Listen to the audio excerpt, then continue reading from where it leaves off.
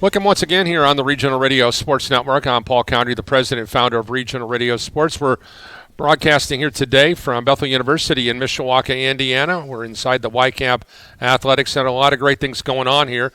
We welcome you to the Tony and Natali Show. Coach Natali, oh boy, you guys are having an amazing winter and an early start to the spring. Everybody, there's a lot of zeros on the right side of the ledgers of these teams. Men's volleyball at 5-0. Seth Zartman, who's with us here today, his baseball team off to a 4-0 start. Women's swim and dive just absolutely breaking every record known to man and woman, respectively, and just so many neat things going on. Men's basketball team, some great things going on right there in regards to their team. Certainly still in the hunt for a home bid in the Crossroads League postseason. Kind of give us an idea as you look at the landscape of what's going on here on the Mishawaka campus. Yeah, it's been a great winter. We've done a great job here with our athletic department. It's been a great winter because we haven't had any snow for the last few weeks, so that's been good too. But, it's been really good. Our men's basketball team is really battling hard and fighting for a home court advantage for the tournament. And as far as they can move up in the conference standings, still we put a bid in for the NAI opening rounds too, so that's an opportunity we may be able to have down the road. So excited about what they're doing. The swim meet this last weekend has been just an amazing event. I was there all 3 days, and first of all, the Elkhart Aquatic Center is an amazing venue. We put a bid in there for the NAI national meet here the next 2 years. We'll find that out any day. But Coach Thompson's teams, man, what a phenomenal job. They've been finished second on both sides behind Olivet Nazarene, who's ranked the top 5 in the country. Our women are now ranked number 9 in the country. So many records broken, like you said, just phenomenal job by the men and women. And the other part that was going on this weekend was the men's volleyball tournament, and they swept. So they're 5-0. Great start for just their second year as a program. And just so many good things going on there, too. I know bowling, track and field, all those kind of things getting out of women's basketball. So many things on your plate. How do you pick and choose which event you're going to go to? Well, how much energy I got left, I guess. Exactly. But I look at. Are you trying to say that you're not a spring chicken anymore? I still got a lot of energy left. Okay. But I try to get to as many as I possibly can. You know, it was interesting. My wife's birthday was last week on Tuesday, so I didn't make it to the home men's volleyball game last Tuesday. And as I looked back, I was curious the last time wasn't at an event that we hosted or one of our home events off campus. And the last home event I missed before her birthday was the women's volleyball tournament on Labor Day Saturday. That's the last time I missed a home event. So I've been to just about all of them this year, and it's just a lot of fun just to see our kids. I love our kids, and they just do a great job in so many aspects. They represent Bethel very well. Well, one of the things that I was always excited about being here on the campus, but most importantly, excited about the guy who we're working with today on this show. A couple of years ago, you guys gave us, my wife Tanya and I, the greatest honor, honoring our collective duo, if you will, as members of the Bethel University Athletic Hall of Fame. And one of the guys who I've had a chance to work with, he's the only guy who's ever been in that spot that I've had a chance to work with, is Seth Zartman, our baseball coach. Mm-hmm. And I said during my acceptance speech, if there's a guy that I've ever been around that I would want my sons or daughters to marry and or be like and how he runs his household, it's Seth Zartman. That has nothing to do with how good a baseball coach he is. Wonderful man of God, guy who I enjoy greatly. The conversations that he and I have had over the many, many years are legendary, similar to the kind that you and I have had. Mm-hmm. Right. And Seth is one of those guys that he's got an amazing servant's heart, does so many things, very similar to yourself. And special guy, and I'm glad to be able to hang out with him and talk a little baseball here today. Yeah. What do you think? Well, Coach Zartman's done a great job. I mean, the team has continually gotten better, off to a great start, 4-0 this year, hitting the ball like crazy, so doing some great things. And people don't realize all the work Seth does. He does so much with our fields. I've tried to get him some help in the last couple of years, so he's not out there all the time. But I'll be out at a soccer game. It'll be pitch dark, and I hear a motor coming at me, and it's Seth behind a mower just coming right at me. So, I mean, he does so much more than people realize on this campus, and more importantly than any of the mowing he does or any of the baseball he does, he is, as you say, he's a man of God, and he definitely displays that to our kids. Our kids know that. They know exactly what what their vision is and what the vision of the team is. So can't be more excited than to have Seth as a member of our program for sure. So the question that everybody wants to know to start the program when we're talking baseball, Seth Zartman, how many weather apps are on your phone right now, and how many do you look at on a daily basis? Yeah, I think there's 5 apps on the phone, and I always check them all to see if how close they are in conjunction with each other to make decisions. But when we get to Crossroads League play, it's the Weather Channel app is the only one that matters for our weather policy. But man, I'm checking those things all the time, local, national, just to kind of see what the patterns are doing. You do realize that if you put Weatherman's batting averages in the perspective of baseball, that's right. They wouldn't even make it. They wouldn't even be in your starting lineup. No, they would not. I mean, they're not even batting 250. That's true. Seth. Yeah, that's and yet right. You're relying on them. Yeah. So in other words, that's the reason you really have to worry about is having 6 apps, because you have to have 6 different opinions. Yeah, that's right. Yes, that is no joke, especially in where we live, man. You know that. Yeah. I mean, there are so many different things that baseball and softball coaches have to deal with, Tony, and I know you understand this. Oh, yeah. Even though you didn't coach those things, they have to deal with weather situations. They have to deal with cold temperatures because we're here in the north. They have to deal with field conditions themselves, because sometimes the drainage table on the field doesn't do what it was designed to do. So there's so many moving parts, and that doesn't even include talking about athletes. And they're talking about umpires showing up or not showing up. Yeah. As well as, hey, listen, is the facilities working at the stadium, because you can't turn the water on until it gets a certain temperature. So there's a wide variety of things that you have to deal with. Tony was a basketball coach, even as a track coach most of the time.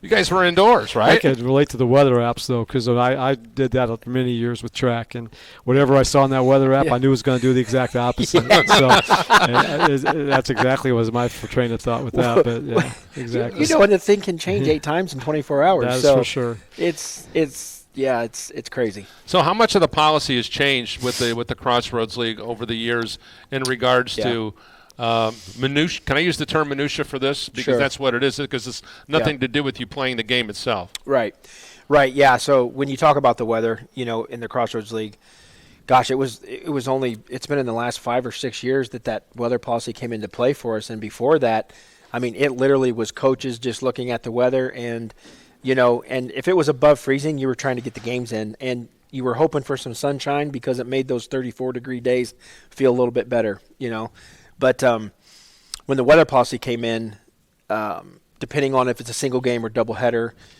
we'll just take the doubleheader, for example. So you have a 5-hour window that you have to look at, and it's all based on the real feel, the feel-like temperature. So if we get a 33-degree in that feel-like temperature in one of those hours, we can play. And even though that's cold, but that's where it is. And so, yeah, I mean, and, I think, too, with coaches, you're trying to make the best decision. But as you all know, the last thing you want to do is get into backup and makeup games. And, if we get that temperature, as cold as it may be, we're going to get those things going if the fields allow us to. Share with our group here today on the Tony and Natali Show, what is the policy now this year in regards to scheduling for the Crossroads League baseball games? Are you going to be playing 7 and 9 or 9 and 7? Is it going to be every other day? I mean, what's the schedule look like? So the schedule is straight weekends, Friday, Saturday. So starting first week of March through the end of April, and that's perfect weather. It's a 9 and 7 each day. But what we have is the ability, if weather becomes an issue, we can go as far back as a Wednesday if weather dictates that we need to do that. It allows us the chance to try to get those weekend series in before we have to get to a makeup situation on Monday or Tuesday. And for most of our Crossroads schools, we can't play on Sunday. So it just is able to give an extra day to work with if you can. But you can only go backwards if weather dictates that. You can't just say, well, we're going to play Wednesday or Thursday of that next week. One thing about if you look back on the history of Bethel baseball, you played here. You were one of the best players in the history of this institution as well as the league when you were a player. And then you look back at some of the great coaches that that this league has had. I mean, just right here, you look at Sam Riggleman, you look at Coach Patterson. We can go up and down. And then if you could just if you choose to, go off and look at Mike Frame at Huntington, and we can go up and down the line of all the great coaches that this league has had. Absolutely. Kind of give us an idea for the novice person who doesn't know the history of the Crossroads League, and people may not even understand that. Last year, 2 Crossroads League teams made it to the World Series. Yeah. I mean, for a Northern Indiana teams to be able to do that bodes well for how great this league really is. Yeah, it really does. It really does show the grind that it takes to be successful in this league. And for a Northern League as well. I mean, rarely do you hear of a conference sending 2 or more teams, to a World Series site. But the fact that Taylor and Wesleyan were able to accomplish that last year was really, really good. But it's not just the fact that it's a Northern League that did that, but it also puts that league on the national map. Not that we weren't already because of basketball or, it's a power. But we're starting to show that the Crossroads League is a powerhouse league across the board in all sports. It is very tough. But, yeah, that was an amazing accomplishment, and that just doesn't happen a lot with the Northern conferences. Look at last year, 19-30 overall, 8-9 here at home. 12-24 in the toughest conference in the country. Kind of give us an idea as you look at the landscape of what you guys were able to accomplish last year. Mm-hmm. And you're starting off the season now 4-0. You guys got the bats going. You fielded the ball well in the first 4 games. You're throwing the ball well. Plezak is probably one of the best pitchers in all the NEI. Kind of give us an idea what you can glean from last year to bring into this year. Yeah, well, I think if you look over last year, we have a lot of new faces on the field. I mean, you got 2 catchers that are back. Our center fielder is a returner. Our third baseman is a second-year returner, but didn't play there every day. And right now that's it. With Tommy being hurt in right field, he's hurt right now. But everybody else is either a transfer or first time, out there.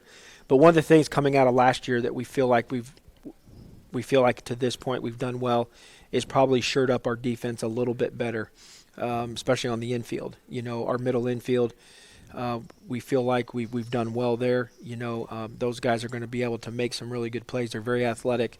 Really, our whole left side and second base are really athletic. So we feel like defensively we're going to be able to do some good things there.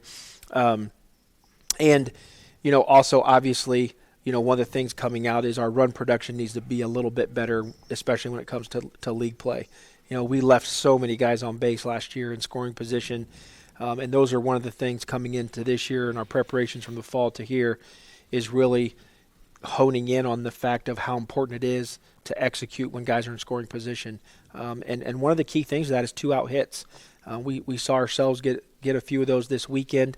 And when you have runners in scoring position, 2 out hits are game changers. It's just like defense. The double play is a game changer. So those are some areas that we really have tried to emphasize coming into this new year.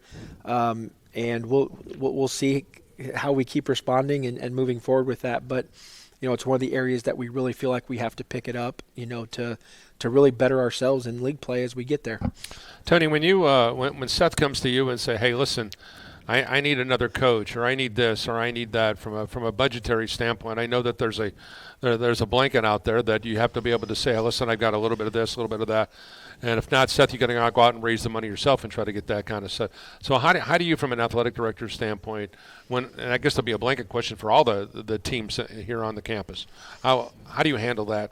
I just say no to everything. No, I really look at a lot about how much a coach puts into their program, I guess. And it's hard because I definitely want to, be fair to everybody. But on the other hand, I really put a lot of emphasis on how much that coach and that program works to raise their own funds. And some of our coaches are a little bit more gifted in that area than others. Seth last year, between him and Kyle Boynton, they raised a ton of money. So when I see that shows effort into that, I'm way more likely to help when it comes to buses going on spring trips or whatever it might be, the weight equipment or whatever that he might need, than if he wouldn't have done that, if that makes sense. So to me, the effort that the coaching staff puts into it themselves dictates kind of what I do with that. Seth, when you look at your managing of your schedule, whether you're going to go out west, if you're going to go south, certainly no one in the right mind is going to go north, so we can throw that one. Right. So we can throw that one out either way. So how do you manage your schedule? Do you do it on an every other year basis, or how does that work? Do coaches reach out to you and say, "Hey, listen, can you come down and play?" How does it work? Yeah, well, I mean, it's kind of both ways. When what you're trying to do is find a place to go, and I always look at 12 hours or less with the early trips. If we're taking a charter bus, 12 hours or less, and most of the time you got to get 8 to 10 hours at least to get weather, to have a chance where weather's going to be decent. It's both. You have coaches all the time looking, to add or whatever, but a few years ago, what I did was I actually went on the offensive and I started reaching out to people to find places to where I felt like are good places to start, and then build up to us getting into conference league play. So that's what I did, and fortunately, right now, we've had coaches very gracious to host us each year. Toccoa Falls. I think this is probably 4 or 5 in a row that we've been there. Oakland City. This will be year number 3 of a consistent run going down to them to play. That first weekend has kind of mixed up a little bit. We were Mississippi, Arkansas, Memphis, Tennessee last year to play somebody. But you try to stay consistent, because what happens is from year to year, it can get harder and harder to find people to play, especially now with a couple years ago, us getting dropped to a 50-game schedule. It gets much harder and harder to find those situations where somebody will host you. So once you can latch onto it, you pretty much like to keep it intact if you can. The landscape of scheduling is a lot different from when you were playing, Very much so. And even when you started. Yeah. Because now we have independent fields. For instance, you go down to Kokomo. There's a field down there. We can go down to Grant Park. Yep. You can go to all those kind of. For instance, it's my understanding that your game against Mount Vernon Nazarene will be at a neutral site, so it's really Correct. not a home game, but it's a great place Right. where you guys can meet halfway and still have an opportunity to play those kind of teams. Can you speak to getting into those neutral site opportunities as opportunities to say, hey, listen, can we get 4 teams, we all meet here over a 2-day period? Can you do those kind of things? Well, in league play that would be difficult, because you still have those league opponents each weekend, and obviously if anybody, half of our league now has turf fields, so those fields are going to be ready a whole lot quicker than maybe a natural field if you have weather that week. But just the idea of the turf field, but the idea of having those neutral sites available, and most of them are synthetic turf situations, so that you can have a backup. If your games are planned on a natural field, you have that backup situation that if weather does turn, but yet it's going to be good enough to play by game time, you can switch those down there. So the aura of the neutral site complexes that have been built in the last 15, 20 years, and really a lot in the last 10 years, and to have those capabilities close, they're a game changer as well, because again, going back to, you can alleviate the makeup days, then getting into 6 or 8 game weeks, you can keep that intact and not do that if in fact you're able to. Yeah, but once again, that's something that you probably didn't plan for in your budget, but those are things that you just have to gotta deal rent with those fields. Exactly, and that's exactly right. It's going to have a monetary piece to it, and those are things that you just have to know that when you're fundraising, that those things could happen, and you just try to go out and fundraise a little bit more to, if it does happen, to cover it. Tony, one of the lifelines of education-based athletics at the college level has been the interaction that the head coach has with his past players. Obviously, from a basketball perspective, I'm going to take you back to the days, you were an assistant basketball coach for 20-plus years. And so you know everybody, you know every men's basketball player because you coached them on. So tapping into the resources of them to give back to the school that they received so many blessings from. Yeah. And Seth, it's a good thing that you have a chance to do is to be able to do that. So talk about the importance of former players, student athletes of yours, has in the big picture of education-based athletics here at Bethel, or at any school for that matter. Yeah, I think that the big thing that comes to my mind with that is you got to give them a product. You got to give them a culture that they're proud of. And, we really talk about that a lot in our athletic department with all of our teams, that we want to have a great culture and give our current student athletes the best possible experience they can have. And I think if you do that, and if you know that that's happening, if they know that that's coming, then when they get out, they're more liable to give back. We at the Grace men's basketball game that we had here a few weeks ago, there was, my goodness, 20, 30 alums at that game. William Walker, just one of them. And I spent a lot of the first half talking to William, and he didn't talk at all about the Final Fours or the national championships or anything like that, or be him being Player of the Year in the nation. What he talked about was some of the goofy conversations we had in my office about things, and just the time I had to kick him in the rear about academics, and some of the other things that we talked about, and that's what he remembered. So when he gives back, he's giving back to a culture, not so much the wins and losses, but the culture. So Seth does a great job with that, and the culture in his program is really good. So the kids that get out, they'll want to automatically give back. And I talk to Seth all the time because I'm out raising money all the time. And the thing I really try to do is I don't like asking for money. I want to just cast vision. I want to tell them how great our student athletes are and what we have as a product here at Bethel. And then, oh, by the way, these people will give kind of on their own. And that's been my philosophy of raising money for 5 years, and it's really worked out pretty well. Well, one of the things that I think is very unique is when the student athletes have a chance to pay back in a different way. And Seth finds himself in one of the most unique dynamics right now currently, because his son Ty is a baseball player and football player at Jimtown High School, and Corey Stoner, who played for Seth here at Bethel, was a big fan of Seth during the time he was here. He was kind of in that class, probably the guy who I talked to the most. He was always he's coming up to the broadcast booth saying, "Hey, how you doing, Paul?" and just being really, really proactive in regards to just just communicating. And I know that's one of the things, and Seth, I know that's something that you really, really appreciate.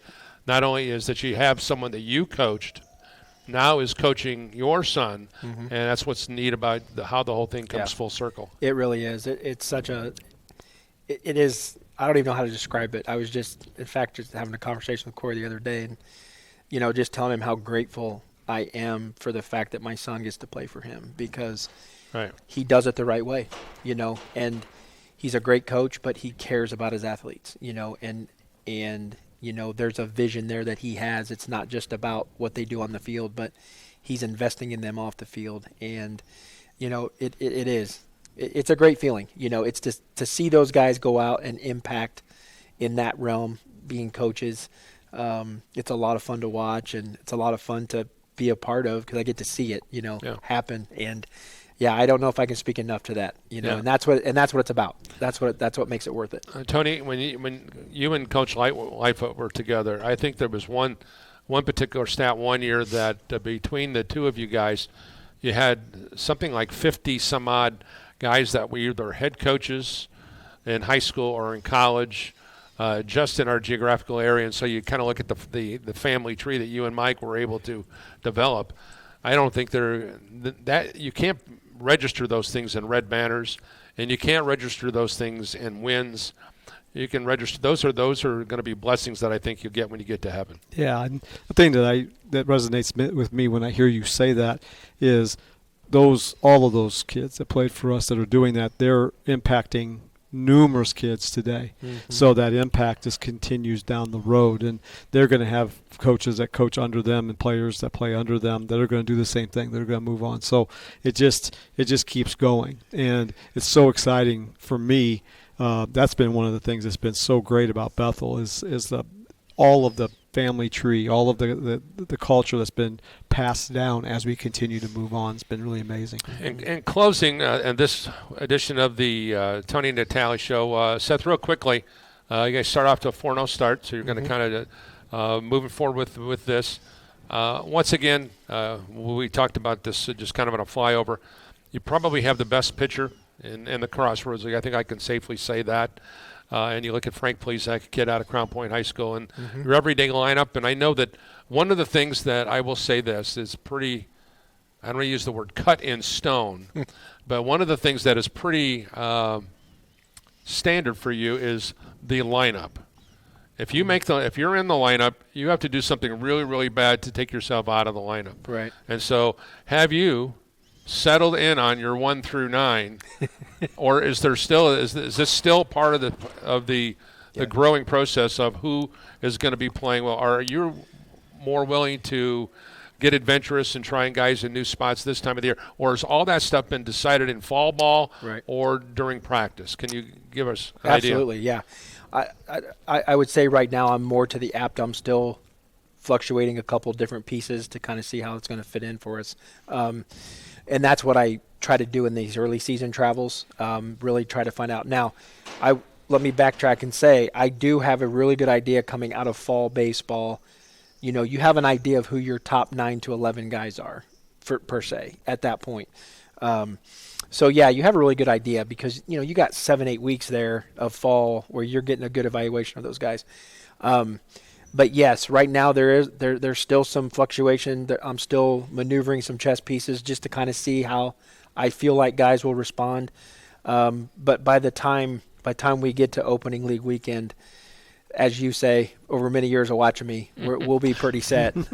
Okay, so who's playing well, and can you give us an idea on some of those top 8 to 10 guys that you're excited about? Sure. I mean, you look at our starters from this weekend. Dominic Deisler, catcher, senior catcher. I mean, he went like 11 for 13 or something over the weekend. It was some crazy number, but but you look at him and.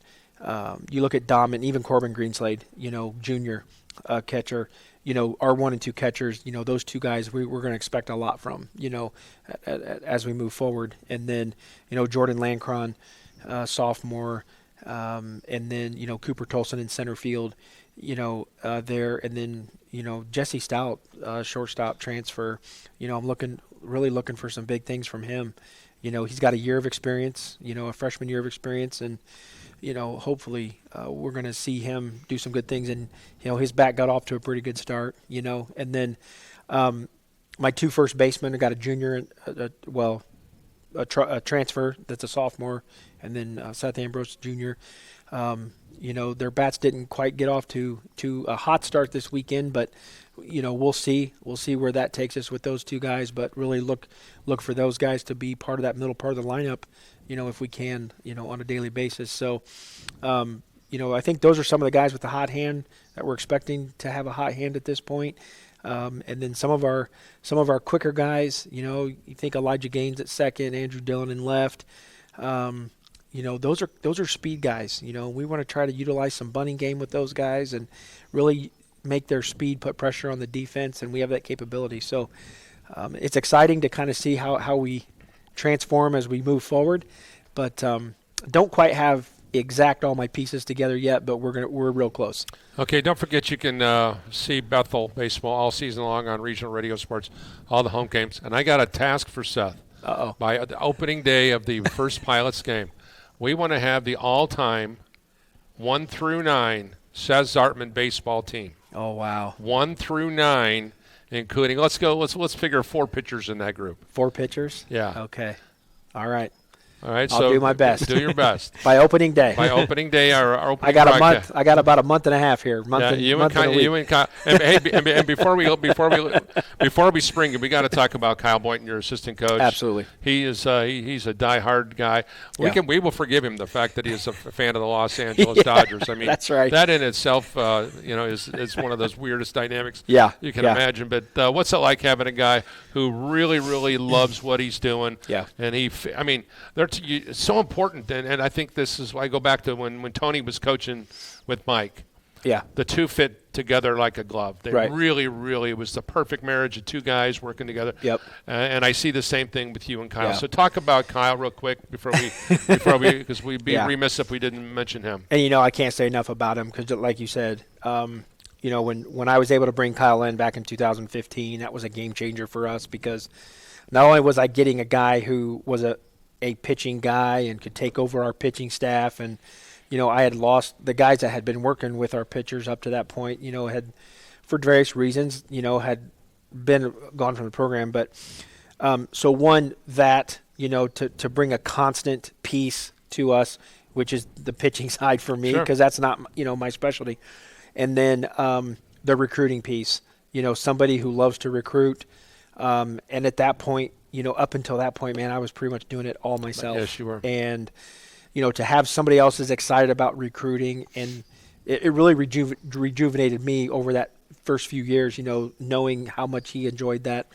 But yeah, and now, you're almost 9 years later or whatever, you kind of know each other like the back of your hand, and we have a great time, but we also, probably the biggest thing I appreciate about Kyle is he's not afraid to tell me what he thinks, and he's not afraid to tell me, I don't think you're right in this situation, and I think we need to have a conversation before you decide to go forward, and he's not afraid to do that, and I respect that wholeheartedly, because I can tell you many times where having a different perspective sometimes is the right perspective, and I appreciate that so much about him, and I love him for that, and it's not going to change.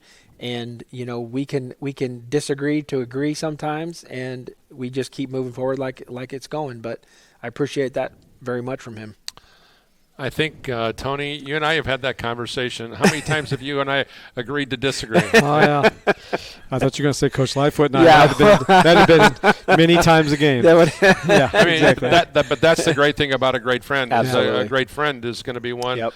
whether it be from a biblical standpoint or just from your friend. Hey, listen, this is my observation. Yeah, When absolutely. you're comfortable in your skin enough to be able to go say, hey, listen, this is something that I observe. You may be working on 5 different things. And for instance, Tony's case, he's got all these different things going on, and I may see something, and I'll be able to come to him and say, hey, listen, I noticed this, and he's thankful for that, because you can't see everything, and you can't do everything. You can't. You have to have someone who's willing to do that. You Exactly. absolutely. That's a true friend. Yeah, you do. And honestly, as a coach, and as you progress over many years of coaching, those are things that now you appreciate in your life. Sure. You appreciate.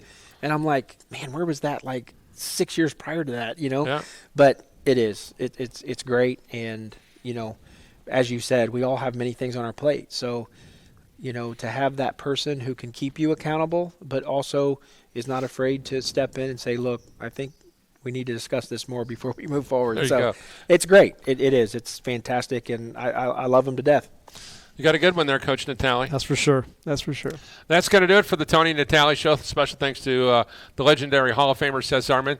We're glad that you've been with us here today on the campus of Bethel University in Mishawaka inside the Y Camp Athletic Center. Special thanks to Carla and Mia and Luke and Tanner for their great help today on the program. For all of us at Regional Radio Sports, God bless you all.